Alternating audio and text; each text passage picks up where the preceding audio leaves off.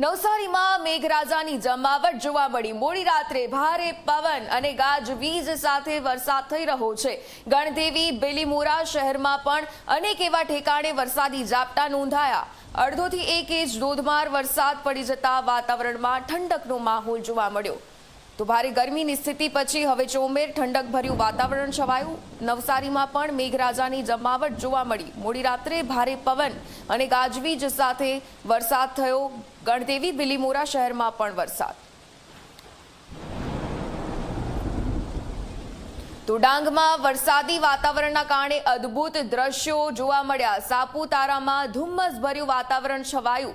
વરસાદની જમાવટના કારણે વાતાવરણ પણ આહલાદક બન્યું। વરસાદ બાદ ધુમ્મસની જે રીતે ચાદર છવાઈ અને તેના કારણે સૌંદર્ય પણ ખીલ્યું। ધુમ્મસભર્યા વાતાવરણના કારણે પ્રવાસીઓને મોજ પડી। ઝીરો વિઝિબિલિટી થવાના કારણે વાહન ચાલકોને પણ મુશ્કેલી પડી। તો આહલાદક દ્રશ્યો છે। આ દ્રશ્યો છે ડાંગના કે જ્યાં ધુમ્મસના કારણે સૌંદર્ય ભરેલું વાતાવરણ જોવા મળ્યું।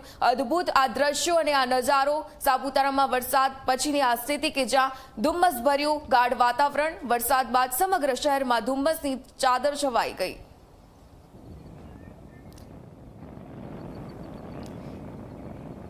તો પ્રવાસીઓ દ્વારા પણ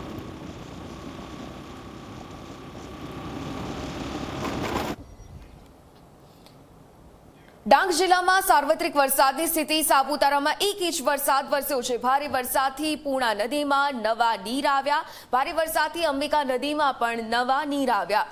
સુબીર તાલુકામાં પણ વરસાદી માહોલ જામ્યો। ડાંગ જિલ્લામાં સતત વરસાદી માહોલ જોવા મળ્યો છે। ત્યારે ભારે વરસાદથી સુબીરના ગારખડી ગામની પૂર્ણા નદીમાં નવા નીર આવ્યા છે। તો હજી તો વરસાદની શરૂઆત। નદી અને નાળાઓ પણ હવે નવા પાણીથી છલકાઈ રહ્યા છે।